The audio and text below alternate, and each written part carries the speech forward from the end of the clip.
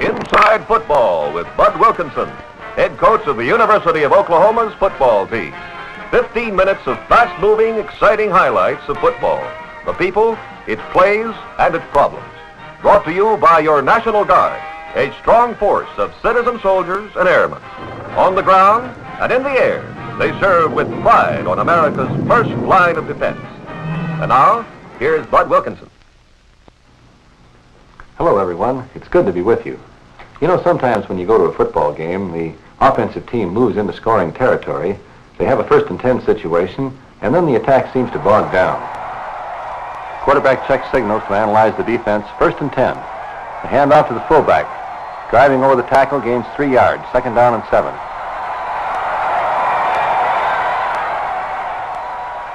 A quick pitch. The defense reacts beautifully and stops it for a 2-yard gain. 3rd down and 5. Again, the quick toss, and this time the end-around play. Breaking into the open, all the way for the touchdown.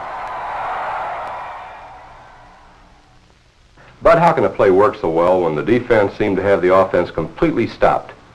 Well, whenever the defense stops the offense as well as they did on those first 2 plays, it means that they're pursuing very well with the first fake in the offensive backfield. And if the defensive men can run as fast as the offensive people, and they move right with the first fake, they will stay in front of the ball and stop the play for no gain. At that point, of course, you hope that your quarterback will think of an end around or a reverse play. Then if the defense pursues, you get a running start on them as you come back with the reverse. I think I can make that a little bit clearer by using these little men. I've taken out the defensive team and will use one defensive man because his action will be similar to that of the entire defensive pattern. On the play, the entire offensive backfield moved off to the right, and the quarterback made a quick lateral to the left halfback. He, too, moved out of the way in the normal pattern of the play. As the halfback got the ball and started toward the sidelines, the defensive man reacted with the same pattern, and the end then pulled out and picked the ball off with a running start from the halfback. The defensive man was moving in the wrong direction as the ball was exchanged, which enabled the end to get a good lead on him. He turned up inside, and even though the guard reacted now to the ball, he was behind him and could not catch him as the halfback scored. Now, this really is the same idea as 2 track men who can run just exactly the same speed. If we handicap these same men by putting one of them at a standing start, his teammate can outdistance him easily. Let's repeat the end-around play again and watch the reaction of the defense. We will watch the defensive guard, the same man that I used with the little men. He will follow the first movement of the offense. The quarterback is set. The team is in the T formation, ready to run the end-around reverse play. The guard will move with the first flow of the play. In following the fake, the guard has moved to his left. He is still moving in that direction as the halfback hands the ball to the end, moving in the opposite direction. This is exactly the same situation as we saw a few moments ago with the 2 track men. The guard makes an excellent attempt to recover, but he was moving in the wrong direction at the time the ball was exchanged. He gave his opponent a running start, and when your opponent has a running start, unless you have truly superior speed, it is impossible to catch up. The guard makes a great effort, but the ball carrier moves into the end zone for the touchdown. We'll meet our special guests right after this word about the National Guard. In any typical American community, you'll find a unit of the Army National Guard, made up of citizens who take time each week to train for the defense of their country. And believe me, they're well equipped too. For example, here's a rocket launcher we borrowed for you to see. One man can carry it, yet it can penetrate 11 inches of armor at 900 yards. And believe me, our guardsmen know how to use it. But the National Guard unit in my hometown is only one of many similar units all over the country, ready to defend America at all times. In World War II, men like these stormed the beaches at Anzio, took part in the great victories in Normandy and at the Rhine. The Army National Guard is the readiest of America's reserve forces, a vital part of our defense team. Remember, it pays to keep your guard up. You know, Bud, we fans think of football players as being big. They look large on the field, and when we see a big fellow on the street, we say, there looks like a football player there. Well, actually, there are big men playing football, but I think the size of the average college football player is grossly exaggerated. Let's look at these three average college football players. Even in their ROTC uniforms, they look like normal young men. They go into the locker room. When they put on their equipment and come out for practice, they look a whole lot different.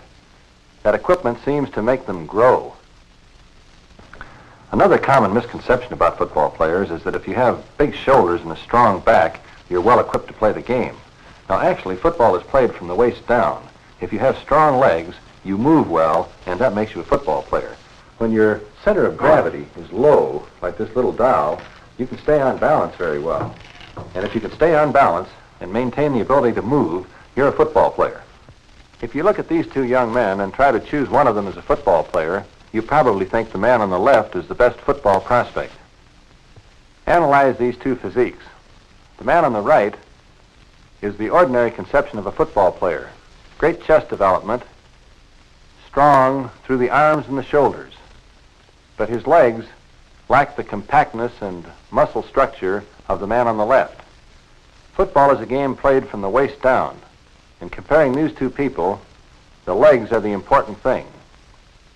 Go with the men who have the strong underpinning. Recently at the University of Oklahoma, we had a player who was rather small in stature, yet was one of the outstanding men in the game. All-American left halfback for 2 years, now a member of the Philadelphia Eagles. I'd like you all to meet Tommy McDonald.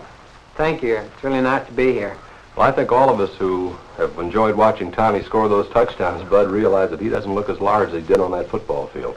Well, he was certainly big enough to get the job done, and the equipment really is what makes him grow. Tommy, if you don't mind stepping over to this background, I'm going to draw your silhouette, and then we'll have you put your equipment on and show the people how much it does make you increase your stature.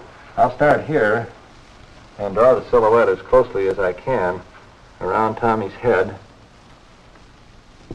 down to the shoulder, and then back down the opposite side. And now, Tommy, if you'll go put on your equipment, we'll see if you grow any when you get it on. And while Tommy is gone, let's take a look at him playing against the University of Colorado. The option to pass or run. Tommy keeps the ball, dives into the end zone for the game-winning touchdown. Tommy, now that you have your equipment on, if you don't mind standing up here again, and I'll try to center you exactly where you were before, and I'll also try to draw this silhouette the same way I did last time. I think it will be quite apparent to everyone that having cleats on makes you appear to be taller, and also that having your helmet on with an airspace makes you appear to be taller. Now, I'm not really much of an artist, but if you'll step away, I think we can show the people what equipment does to increase a person's size. This is the first silhouette here, and as you can see, the shoulder pads have raised the height of Tommy's shoulders some 6 inches and have also made them some 3 to 4 inches wider than they were before.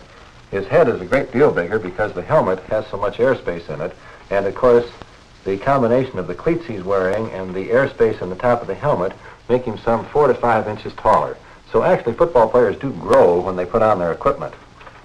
Tommy, have you ever been bothered by the fact that you had to run into fellows who were bigger than you were on a field? Well, actually, no. I more or less think that if I carry my fight to the opponent, why, there's no way in which I will be hurt at all. Well, actually, Tommy carried the fight to the opponent about as well as any player I've ever seen, as these game clips show. McDonald again on the pass or run. We have many clips of Tommy running for touchdowns, but these show his essential toughness. The pitch back, the real blow. Great balance, he keeps his feet and fights forward for more yardage. Let's watch him one more time on the same play. The option to pass or run, McDonald keeps and is really hit, but thanks to his attacking spirit, he is up again and back in action. Now here's a word about the National Guard. Awareness, mobility, speed. These are key words in football. In order to achieve this in our national defense, America must be on its toes. If you're between the ages of 17 and 25, and have a military obligation, you can fill it by joining your Army National Guard. You will receive valuable technical training while you build a proud career as a citizen soldier. If you are a veteran with a remaining service obligation, complete that obligation while serving with your Army National Guard in your own hometown unit. Remember, as a young man of 17 or over, or a veteran, there's a place for you in America's largest, readiest reserve force. Stop by your local National Guard armory today and get the complete details. It pays in many ways to join the Army National Guard. Well, Bud, we've read about players having a hip injury or something like that, and yet playing well on Saturday in a game. Now, how do they protect an injury? Well, I think it's quite an interesting thing, Howard, and the principle is the same. I have a pair of injury hip pads here, and I think that by showing them to you, you will understand the principle. If you have a sore spot, it's usually a bruise confined to rather a small area. For example, if you have a bruise right here on the crest of the hip, or the crest of the ilium, as they say, if you can keep the blow from landing right on that spot, the surrounding area is usually not too sore. So the pad is built up rather thickly here with a sponge rubber or Absorblow, and then hollowed out on the inside so that you have what really becomes a sort of a donut effect, and there isn't any way with this airspace in here that the force of the blow can ever hit the sore spot.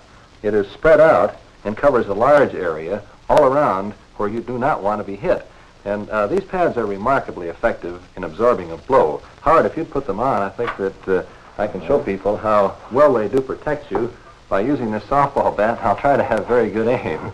But you can really hit them a real good lick right on the top of the crest there, and actually it absorbs the blow, spreads it out over the wide area, and there isn't too much difficulty, and there's no danger at all of the person aggravating the injury. Well, Bud, is equipment now about the same as when you played?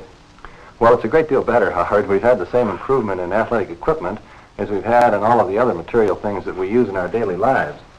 When I played football, most of our protective equipment was made out of felt. A few years later, foam rubber was developed, and not too long ago, the sporting goods dealers came up with a new substance called Absorblow. This is a plastic, and it's filled with literally thousands of air holes. It has the effect of spreading the blow and absorbing it so that the force of the contact does not get through to the area that you're trying to protect. Now, to show you the effective use of this material in absorbing a blow, I'd like to do a little experiment for you. I have a white cardboard here, and I'm going to put a piece of carbon paper on top of it. Then I will put the felt on one side and the Absorblow on the other side, and drop a 12-pound shot from the same height on both of the materials. Now, after I take them off and remove the carbon paper, as you can see, the felt did not absorb the blow very well. It went right through on one spot. But the new plastic material not only spread it over the entire area, but absorbed most of it so that the mark is not nearly as clear. From this little experiment, I think you can see that those people who are manufacturing athletic goods seem to improve them every single day. If we'd give the same time and attention to improving our human relations, I'm sure we could all live much happier, more useful lives. It's been a great pleasure to be with you.